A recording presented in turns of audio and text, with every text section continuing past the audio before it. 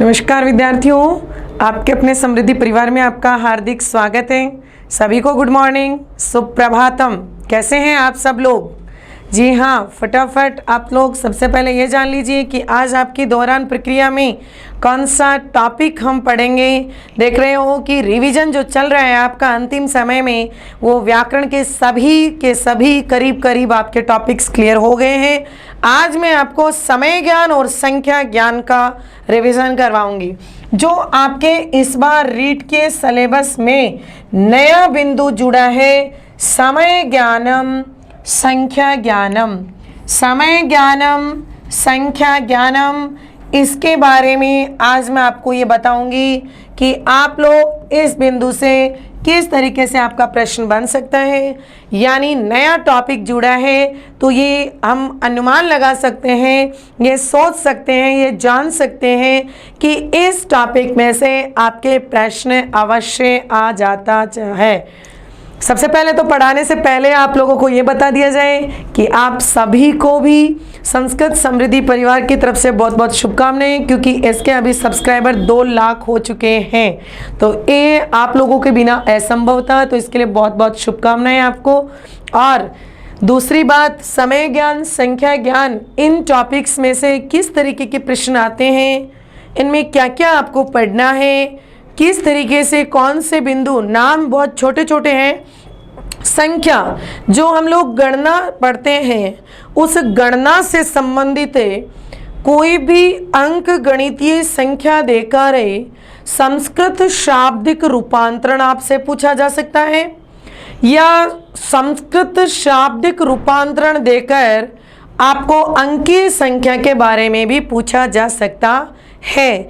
तो ये बात ध्यान रखेंगे आप लोग कि संख्या ज्ञान में जो हमारी गिनती होती है, जो गणना हम लोग करते हैं, वो आपको स्वतंत्र रूप से भी पूछ सकता है।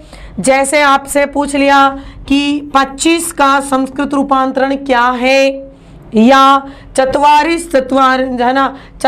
चतुश्चत्वारिंशत् को गणित में क्या लिखते हैं, ऐसा आप लोगों को दे सकता है। या फिर किसी वाक्य में आप लोगों को संख्या के बारे में बता सकता है। किस तरीके से वाक्य अनुवाद में पूछ सकता है, अशुद्धि संशोधन में पूछ सकता है। आपने देखा कि अशुद्धि संशोधन वाले जो टेस्ट था उसमें एक वाक्य था, 4 कन्याएं 4 फल खाती हैं। अब यहाँ भी संख्या ज्ञान से संबंधित आपका बिंदु आ गया। 4 कन्याएं 4 फल खाती हैं, तो यहाँ पर संख्या ज्ञान का आपको पता हो तो आप अच्छी तरह से उस प्रश्न को सही कर सकते हैं। दूसरा आता है समय ज्ञान। समय ज्ञान की कक्षा तो आपने खूब देखी होगी, क्योंकि आपको पता है कि अपने इस YouTube चैनल पर समय ज्ञान की क्लास को 5 लाख लोगों ने देख लिया है। 5 लाख व्यूज़ हैं, अपन देख रहे हैं कि उस क्लास को 5 लाख लोगों ने देख चुके हैं उसको। तो समय ज्ञान से संबंधित जो प्रश्न है, समय ज्ञान को घटिका ज्ञान भी कहते हैं। जो हम लोग घड़ी में पढ़ते हैं, जो घड़ी में हम समय देखते हैं, जो हम टाइम बताते हैं, उससे संबंधित आप लोगों को कुछ नवीन प्रश्नावलियाँ या नवीन प्रश्नोत्तरी की जा सकती है।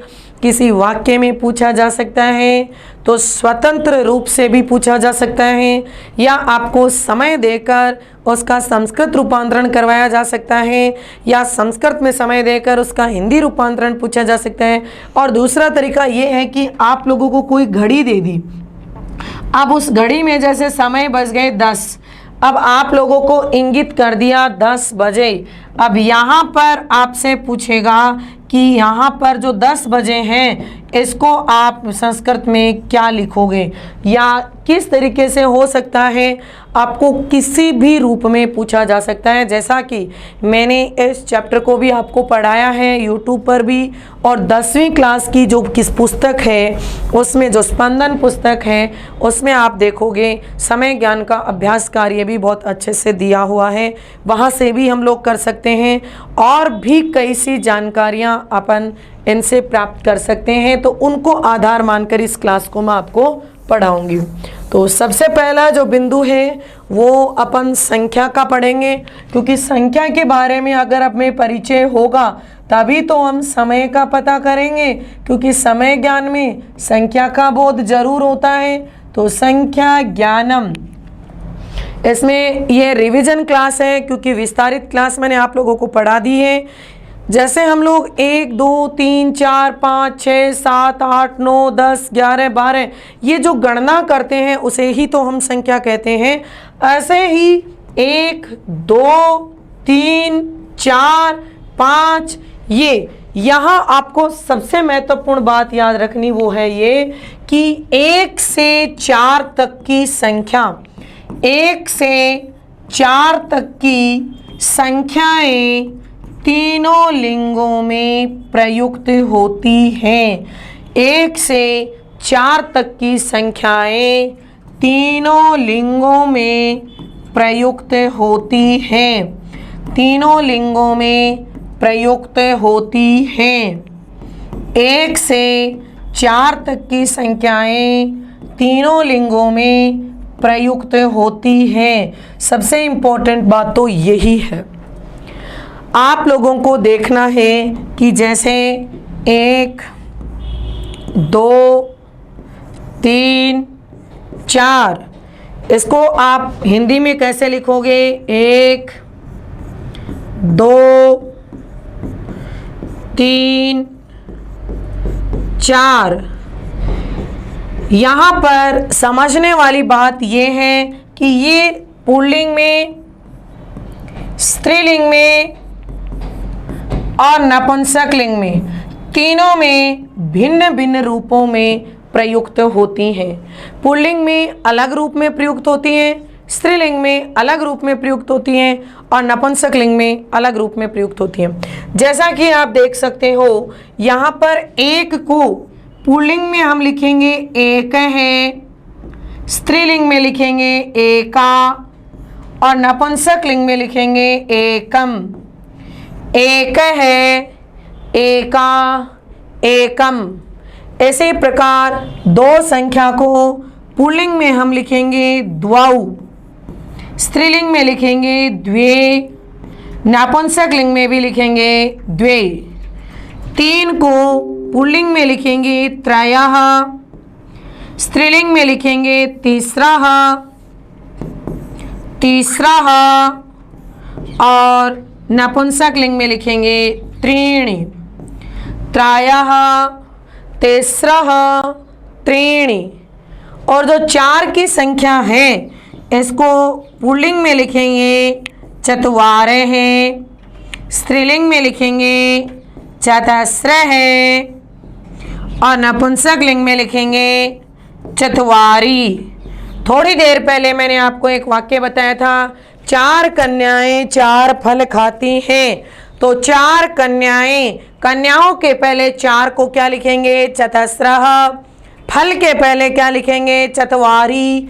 यानी पुल्लिंग संख्या का बोध हो तो इस तरीके से हम लिखेंगे एक है, बालक है, द्वौ बालकौ, त्रयः बालकाः, चत्वारः बालकाः। स्त्रीलिंग में एका बालिका, द्वे बालिके, तीसरः बालिकाः, चतस्रः बालिकाः। नपुंसक लिंग में एकम फलम, द्वे फले, त्रीणि फलानि, चत्वारि फलानि। इस तरीके से संख्याओं का हम लोग बोध करेंगे। पुल्लिंग, स्त्रीलिंग, नपुंसक लिंग। 1 से जो 4 तक की संख्या है वो तीनों लिंगों में भिन्न भिन्न प्रयुक्त होती है। किस रूप में प्रयुक्त होती है? भिन्न भिन्न रूप में प्रयुक्त होती है, समान प्रयुक्त नहीं होती। किस तरीके से होती है ये आपके सामने याद रखना। तो सबसे ज़्यादा जो सबसे ज़्यादा जो अपन कह सकते हैं प्रश्न बनने की संभावना है संख्या ज्ञान में, वो यहाँ से ही है। हो सकता है आप लोगों को अनुवाद बनवाते समय संख्या ज्ञान साथ में पूछ ले, हो सकता है अशुद्धि संशोधन में पूछ ले। जैसे आपसे पूछ लिया चतुवारह है कन्या, चतुवारह है कन्या। अब बताओ यहाँ पर शुद्ध रूप क्या होगा, तो हम बताएंगे चतस्रः। क्या बताएंगे? चतस्रः है। इसी प्रकार आपको पूछ लिया द्वाऊ फले, अब द्वाऊ फले, यहाँ पर द्वाऊ फले नहीं आएगा, द्वे फले। क्या आएगा? द्वे फले। तो याद रखें आप लोग इस बात को कि यहाँ पर संख्या ज्ञान का स्वतंत्र प्रश्न की बजाय आपको इस तरीके से वाक्य में भी पूछा जा सकता है। बहुत महत्वपूर्ण इकाई है ये। इसके बाद आप लोग क्या करना, जैसे यहाँ पर मैं संख्या लिखूं आपके सामने 5, 6, 7, 8, 9, 10 तक की संख्या के रूप याद कर लेना। जैसे हम गिनती नहीं सिखाते बच्चे को कि 1 से 10 तक की संख्या सिखा देते हैं, फिर उसको 11 शुरू कर देते हैं, 12, 13, 14, 15, 16, 17, 18, 19 तक लेते जाता है और 20 पर रुक जाता है। फिर उसको 20 सिखा देते हैं, 21 शुरू करवा देते हैं। ऐसे ही यहाँ करना है आपको, ज़्यादा कुछ नहीं करना। जैसे 5 को आप लोग क्या याद करना, पंच। 5 को क्या याद करना, पंच। 6 को साटे, 7 को साप्तो, 8 को अष्टे, 9 को नवे और 10 को 10। याद कर लेना अच्छी तरह से। अब आपको क्या करना है, इसके आगे जो 11 से संख्याएं आएगी, 11 से लेकर 20 तक, तो 11 से लेकर जो 20 तक संख्या आएगी उसमें क्या करना है, 10, 1 और 10, इसको एक दश न लिखकर एकादश पढ़ेंगे। थोड़ा ध्यान दे लेना। आपको पूरी गणना वीडियो में मिल जाएगी। संस्कृत समृद्धि पुस्तक में भी ये संख्या ज्ञान का टॉपिक दिया, वहाँ से मिल जाएगा। 6ठी 7वीं किताब के अंत में मिल जाएगा। यदि किसी के बीए में संस्कृत है तो सेकंड पार्ट में, सेकंड ग्रेड में जो संस्कृत लघु सिद्धांत कौमुदी वाली पुस्तक चली उसके पीछे तो खैर सारे उत्तर दिए हुए हैं ही, वहाँ भी मिल सकता है। अब एकादश, द्वादश मौखिक रूप से मैं फटाफट बता देती हूँ जिससे आपका पूरा रिवीजन भी हो जाएगा। द्वादश, त्रयोदश, देखिए त्रय है, 3 को क्या लिखा, त्रय है, और 10, ये 3 और ये जो 4 है ना, यहाँ पे संधि होएगी, ध्यान दे लेना आप लोग। 3 और 4 की संधियों का ध्यान दे लेना। और संधि कौन सी है, विसर्ग। विसर्ग का आप ये नियम याद रखना, अगर विसर्ग के बाद में हर्ष प्रत्याहार आए, कौन सा प्रत्याहार आए, हर्ष प्रत्याहार आए, और यहां पर ए है, तो विसर्ग को उ, ए और उ मिलकर क्या हो जाएगा, ओ।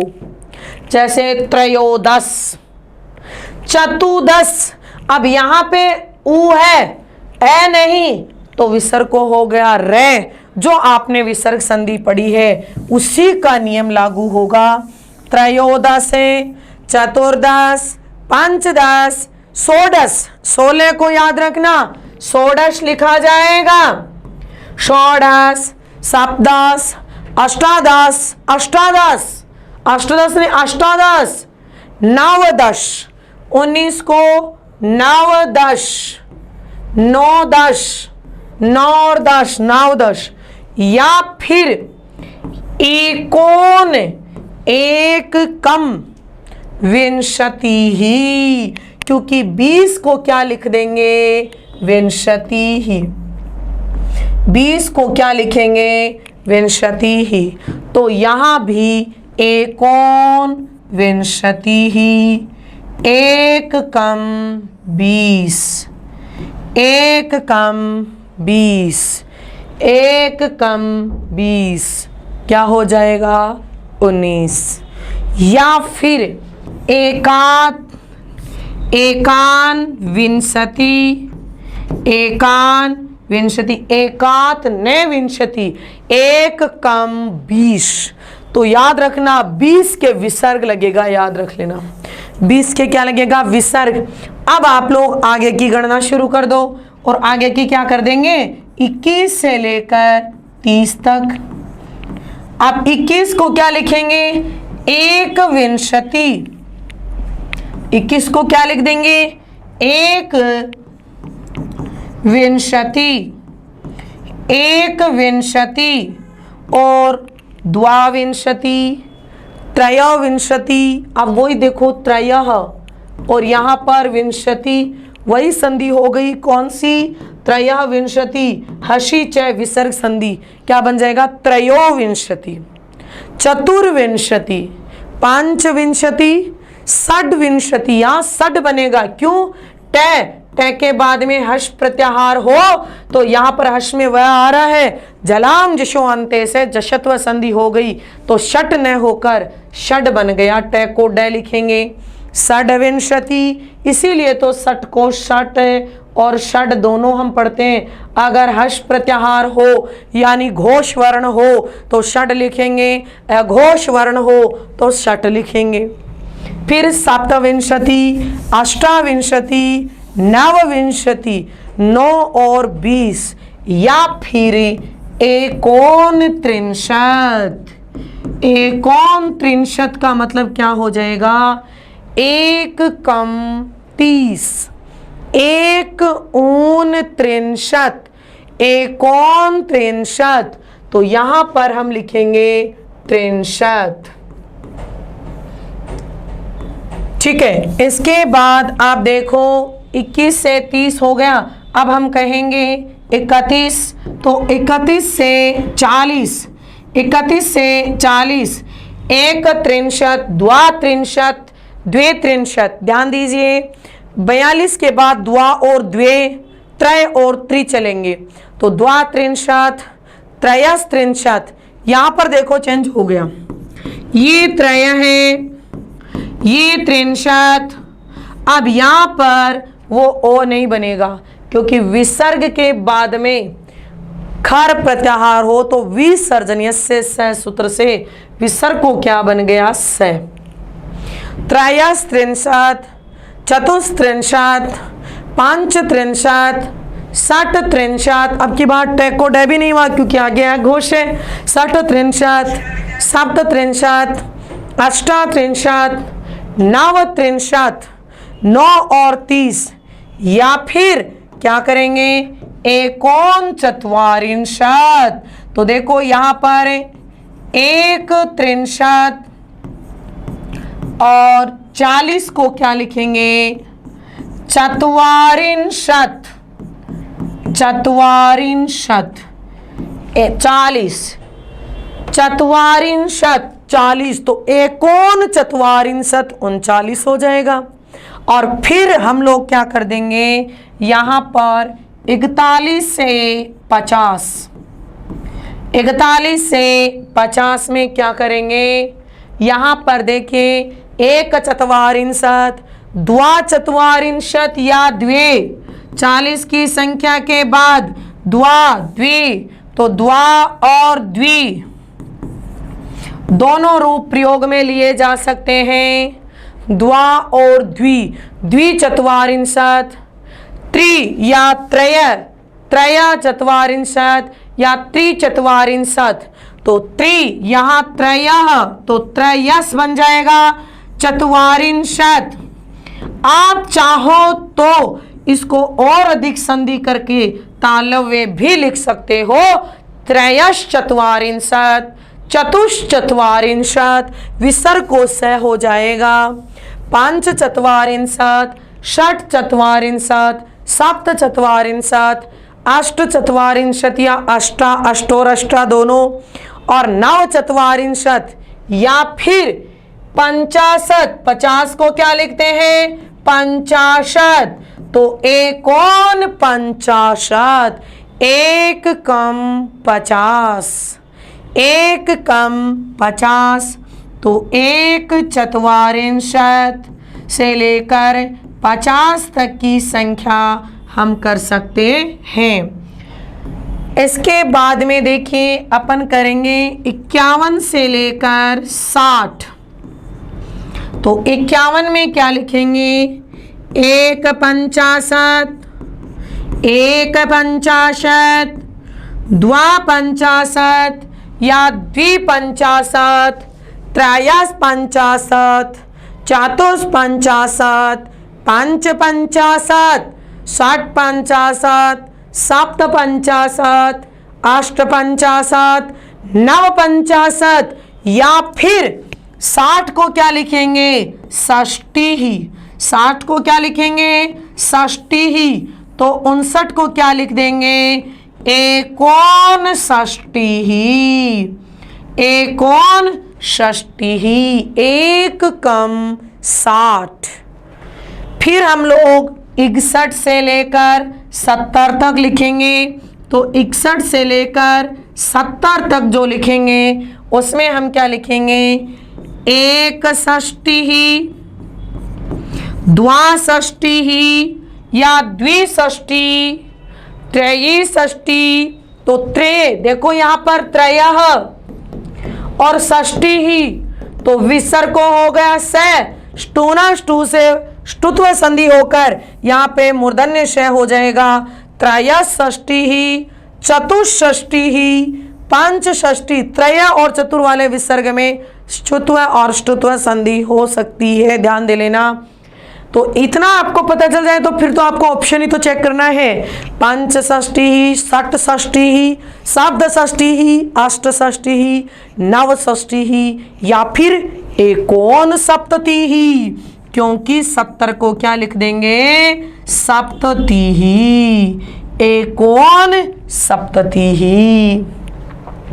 इसके बाद आप देखिए 71 से लेकर 80, 81 से लेकर 90 और 91 से लेकर 100। ये अभी मैं बता देती हूँ आपको। यहाँ पर एक सप्तति ही 71, द्विसप्तति या द्विसप्तति, तो द्विसप्तति 72, त्रयसप्तति 73, वही संधि स हो गया। चतुस्सप्तति 74, पंचसप्तति ही 75, षट्सप्तति ही 76, सप्तसप्तति ही 77, अष्टसप्तति ही 78, नवसप्तति ही या फिर 80। देखिए एक सप्तति ही 73 और 80 को क्या लिखेंगे? अशीति ही, अशीति को क्या लिखेंगे? 80। इसी प्रकार एक अशीति, तो ए और ए मिलकर दीर्घ संधि हो गई, एकाशीति। इसको समझना आप लोग। एक 80, एकाशीति, क्योंकि अशीति को लिखेंगे 80, द्वाअशीति, 2 और 80, द्वाशीति या फिर यण संधि हो जाएगी द्वि, तो यण संधि हो जाएगी, तो यहां द्वे आधा द्वेशीति बन जाएगा।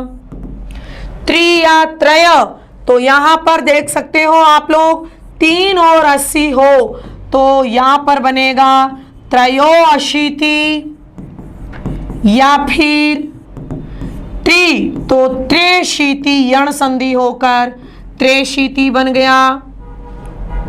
चतु 4 और 80, तो 4 और 80, चतु विसर्ग है, विसर्ग को क्या बना? रे, तो रे चतुरशीति, चतुराशीति नहीं चतुरशीति। और 5 का क्या बन जाएगा? पंचाशीति, तो पंचाशीति, पंच अशीति, पंचाशीति। 6 और 80 का क्या बनेगा? षड्शीति, टे को डे और डे में मिल गया ए, तो बनेगा षडशीति, षडाशीति नहीं, सप्तशीति, सप्ताशीति, अष्टशीति, अष्टाशीति, नवशीति, नवाशीति, नवाशीति भी लिख सकते हैं और एकोननवति भी लिख सकते हैं। नवाशीति या एकोननवति भी लिख सकते हैं और 90 को क्या लिख देंगे? नवति ही। 90 को क्या लिखेंगे? नवति ही। नवाशीति या एकोननवति। तो यहाँ पर 90 को मैंने लिखा नवति ही और एकनवति, द्विनवति या द्वानवति, त्रयनवति। तो त्रय वही बात, संधि हो गई। संधि कौन सी हो गई? देखिए यहाँ पर त्रय नवति। अब त्रय नवति, विसर्ग के पहले ए और विसर्ग के बाद हश, तो यहाँ उ विसर्ग को बना उ, ए और उ बना ओ, तो क्या बन जाएगा? त्रयोनवति, चतुर्नवति, पंचनवति, षडनवति। ये षडनवति वाला बहुत विशेष है, आपके संधि में भी आया हुआ है, ष्टुत्व संधि में पढ़ते हो ना आप लोग। तो टे न पदांता टोण नाम सूत्र से टे को किया ने और अंत में अनुनासिक संधि हो जाएगी। देखिए यहाँ पे न पदांता टोण नाम से आप लोग देखेंगे कि न को कर दिया ने और बाद में पंचम वर्ण है, तो यहाँ पर भी पहले वाले के स्थान पर भी इसके स्थान पे पंचम वर्ण हो जाएगा और हमारे सामने जो पद बनेगा वो क्या बनेगा? 96 का षण्णवति। संधि में बहुत विस्तार से भी बताया हुआ है। षण्णवति, षट प्लस नवति ही, षट नवति ही, षडनवति मत कर देना, षण्णवति होगा। शुद्ध रूप क्या होगा? षण्णवति। और सप्तनवति, अष्टनवति, नवनवति या एकोनशतम।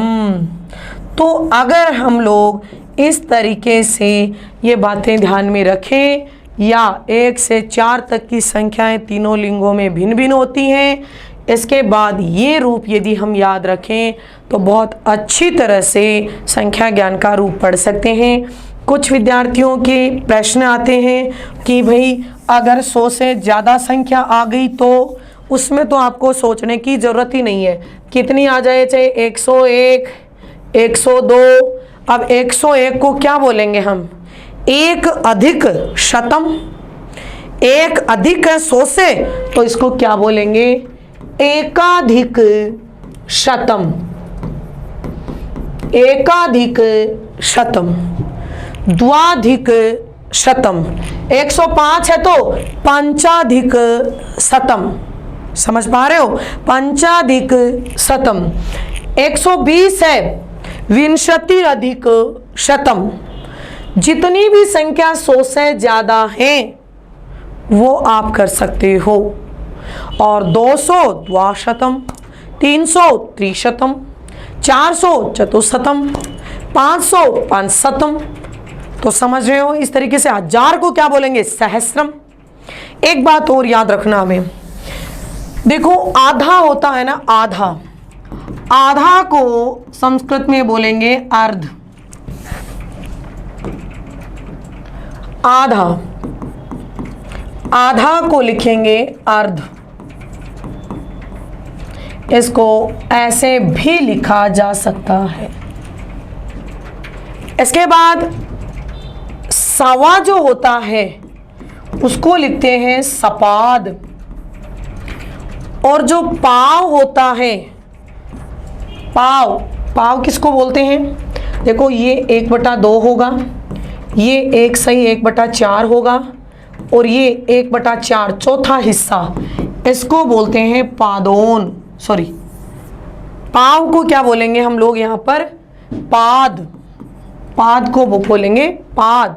और अगर पाव कम है, जैसे 3/4 हम कहते हैं पौन, 3/4 आ रहा है, तो हम क्या लिखेंगे?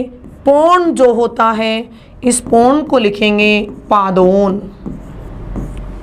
पूर्ण, पूरा को लिखेंगे पूर्ण। साढ़े जो होता है, साढ़े, इसको क्या लिखेंगे सार्ध, जिसको 1/2 लिखते हैं अपन लोग। ये बात है। ये शब्दावली भी आपको याद होनी चाहिए। आधा को अर्ध, सवा को सपाद, पाव को पाद, पौन को पादोन, पूरा को पूर्ण, साढ़े को सार्ध। ये शब्दावली भी हमें याद रखनी है।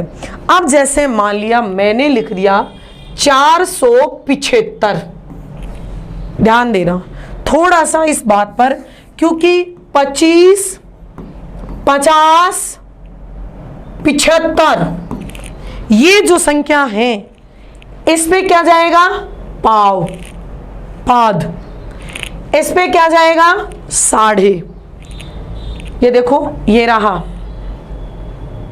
सार्ध, इस पे क्या जाएगा पादोन। अब जैसे मैं आपके सामने 3 शब्दावली लिख रही हूं, 425, 450 और 475। ये जो 425 है ना, इसको हम 425 लिखेंगे। ये आप अच्छी तरह जानते हो, ये एक बिल्कुल हम छोटे लेवल पे भी पढ़ते हैं, पर संस्कृत में आपको समझना जरूरी है। और यहां पर क्या बोलेंगे 425।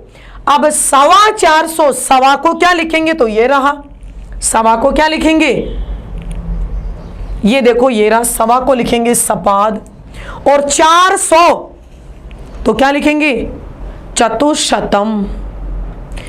450 साढ़े को क्या लिखा सार्ध, सार्ध चतुशतम। ये 550, 550 तो पौन को क्या लिखेंगे पादोन पंचशतम। ये थोड़ा सा आप लोग ध्यान रखना, ये जरूरी नहीं 400 ही हो। मान लिया मैंने 600, 625 लिख दिया, 825 लिख दिया, 925 लिख दिया, तो ये 925, 850, 650। थोड़ा सा ये जरूर हो सकता है ऐसी संख्या, ये सवा, साढ़े, पौन ये वाली आपको दे सकता है। मान लिया आपके पेपर में कह दिया 845 का संस्कृत रूप लिखो। अब 845 का संस्कृत रूप लिखना है, सॉरी 875 लिखूंगी मैं यहाँ पे, 875 का संस्कृत रूप लिखो, तो ये 875 को आप लोग क्या बोलेंगे 950। क्या बोलेंगे 950। अब 950 को क्या आएगा आपके ऑप्शन में पादोन नवशतम, पादोन नवशतम। 100 तो देखो ये रहा, ये रहा, और इस 100 के 1, 2, 3, 4, 5, 6, 7, 8, 9 कितने भी जोड़ दो, 1000 होते ये सहस्रम हो जाएगा। 10,000 10 सहस्रम या अयुतम, लाख लक्षम, 10 लाख 10 लक्षम या प्रयुतम। समझ रहे हो, कोटि करोड़, 10 कोटि 10 करोड़। ऐसे शब्दावली भी आपको पीछे की क्लास में भी पढ़ाया और इस क्लास में भी मैंने पूरा आपको एक बार फिर बता दिया, क्योंकि नया टॉपिक है ये, और नए टॉपिक में आप लोगों के इसमें प्रश्न बनने की संभावना ज़्यादा रहती है। अब इसको पढ़ने के बाद जो समय ज्ञान है ना, उसमें तो कुछ बचा ही नहीं है। कैसे, देखिए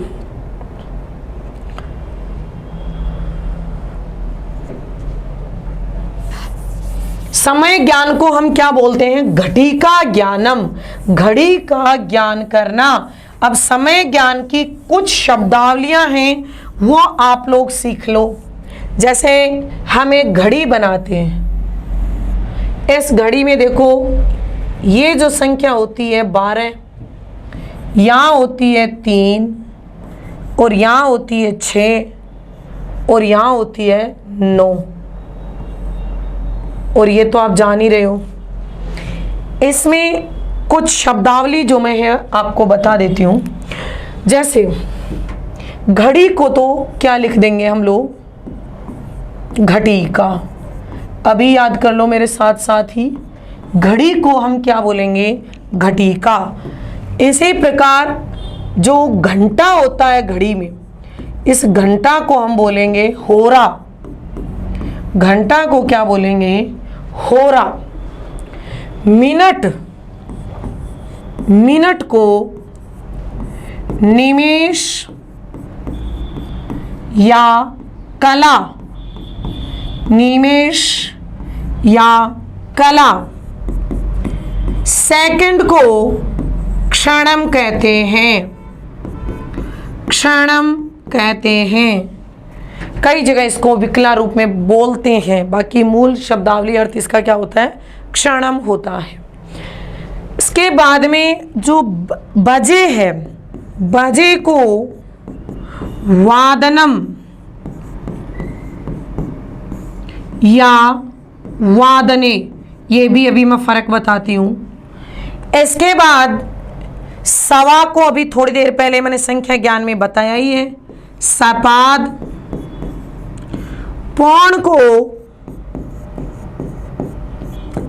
पादोन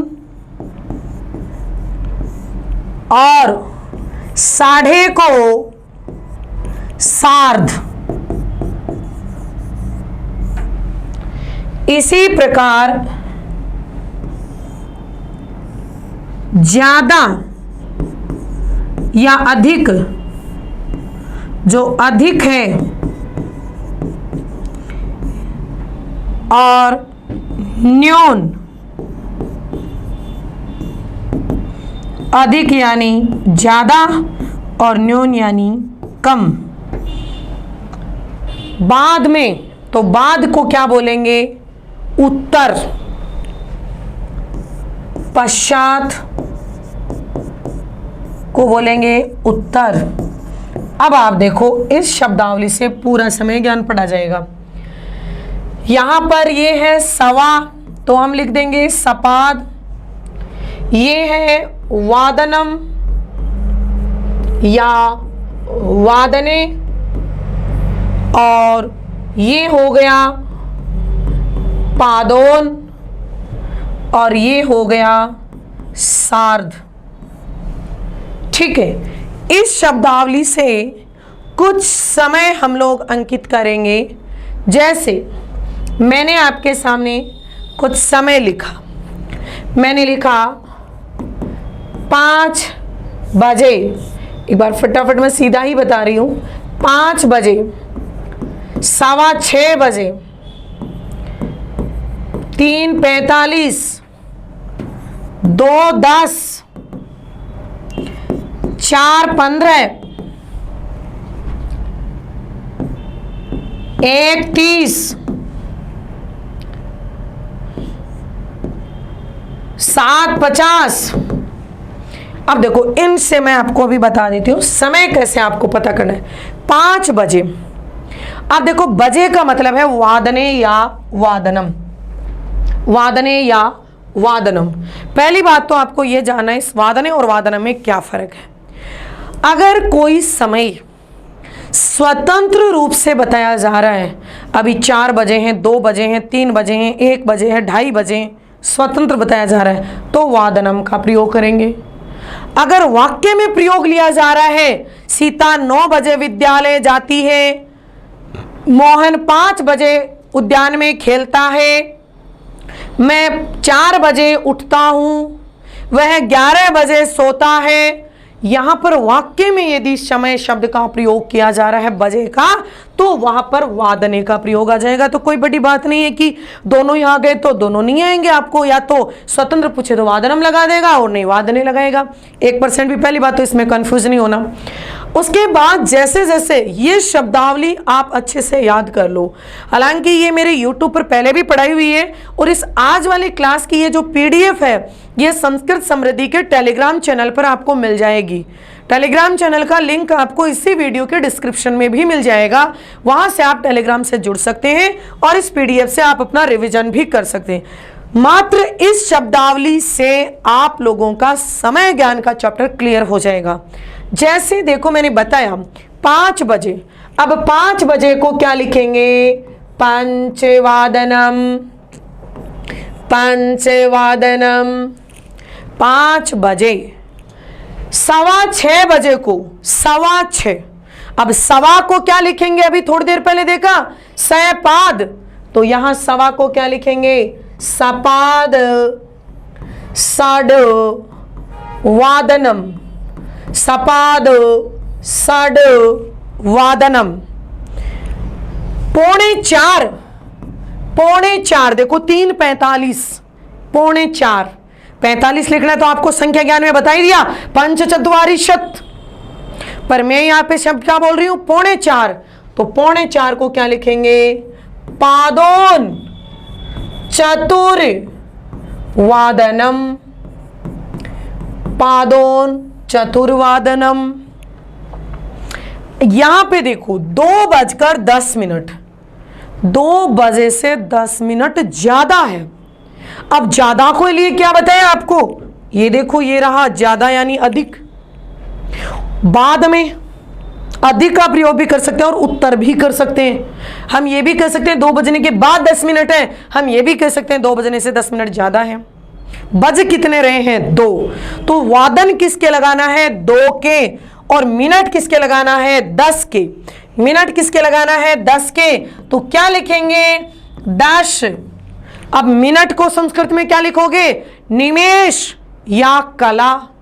तो 10 निमेष, उत्तर निमेषोत्तर, यानी बाद में 10 मिनट बाद में है। किसके? द्विवादने, द्विवादने या द्विवादनम। स्वतंत्र रूप से लिखा है तो द्विवादनम। ये देखो 4:15। अब 4:15, सवा को क्या लिख देंगे? सपाद। तो यहां सपाद और चतुर्वादनम। इस तरीके से आपको ऑप्शन में मिलेगा। ये देखो 1:30, जिसको हम कहते हैं 1:30, सार्धेक, क्या लिखेंगे? सार्ध एक। तो सार्ध एक वादनम, सार्धैक वादनम। 7:50, मतलब क्या है? 10 मिनट कम है 8 बजने में से। अगर आपको 7:50 लिखनी है तो 50 को मैंने बता दिया 50, मिनट को लिखा निमेष, ज्यादा को उत्तर या अधिक, और बजे कितने हैं? 7। परंतु ऑप्शन में ये न मिलके मिलेगा 10 मिनट कम है 8 बजे से, तो मिनट कितनी है? 10 निमेष। और अब की बार अधिक नहीं, न्यून लग जाएगा। और अष्टे वादनम, अष्टे वादनम, यानी आप अधिक मिनट हो तो उत्तर लगा सकते हो, अधिक लगा सकते हो, निमेषाधिक, कलाधिक, निमेषोत्तर, कलोत्तर, और न्यून है तो कम लगा सकते हो। अब मान लिया मैं कहूं कि 5 बज के, या देखो 2:10 और 5 सेकंड। अब 2:10 तो अपन 10 मिनट के क्या और जोड़ देंगे? पंच क्षणम या पंच विकला, क्योंकि सेकंड को अपन क्षणम भी कहते हैं, विकला भी कहते हैं। तो कहने का तात्पर्य यही है, जैसे जैसे शब्दावली चल रही है आप उसी के अनुसार समय बताइए। आप लोगों को पूछा 11:17। अब देख लो 17 मिनट ज्यादा है तो 7:10, 17 को क्या लिखेंगे? 7:10 निमेषाधिक एकादश वादनम। तो इस तरीके से समय ज्ञान, संख्या ज्ञान का आप बहुत अच्छे से रिवीजन कर सकते हैं, पढ़ सकते हैं। और आज शाम को आप लोगों के इस समय ज्ञान और संख्या ज्ञान से संबंधित जितने भी प्रश्न बनने की संभावना है उस हिसाब का आपका टेस्ट लिया जाएगा। तो आप लाइव उपस्थित होना 7 बजे और 6 बजे से आप लोगों को संस्कृत समृद्धि एप्लीकेशन में पेपर मिलेगा, उसका टेस्ट देना, पहले अपना मूल्यांकन करना और 7 बजे लाइव जरूर उपस्थित हो जाना, क्योंकि समय ज्ञान और संख्या ज्ञान नए जुड़े हुए टॉपिक हैं। लेवल 1 और लेवल 2 दोनों में पूछे जाने वाले टॉपिक हैं। आप लोग इसमें अपनी लाइव क्लास में जुड़कर जो भी आपके डाउट्स हैं, कन्फ्यूजन है, कोई भी आपकी समस्या है उसको भी पूछ सकते हैं और इस टॉपिक को क्लियर करके अपने 2 नंबर पक्के कर सकते हैं, क्योंकि ये टॉपिक बहुत छोटा सा है परंतु बहुत ही महत्वपूर्ण है। याद कीजिए, क्योंकि ये नया टॉपिक जुड़ा है, किसी न किसी रूप में इसमें से प्रश्न पूछा जाएगा। मैंने बताया कैसे, चाहे कोई घड़ी देके पूछ ले, ऐसे समय देके पूछ ले, या ये देकर ये पूछ ले, या फिर कोई भी शब्दावली में से भी आपको प्रश्न पूछा जा सकता है। जैसे मिनट को क्या कहते हैं, क्षणम को क्या कहते हैं, क्योंकि हर 51 मॉडल टेस्ट पेपर की अपनी जो टेस्ट श्रृंखला चली थी उसमें भी अपन समय ज्ञान संज्ञा ज्ञान का प्रश्न अवश्य लेते थे, जिससे आप लोगों का अभ्यास हो। और आगामी जो प्री रीड की परीक्षा करेंगे उसमें भी लेंगे। आज शाम को 7 बजे तो आप लोगों को इसका टेस्ट देना है। Thank you so much. मिलते हैं शाम को 7 बजे लाइव क्लास में।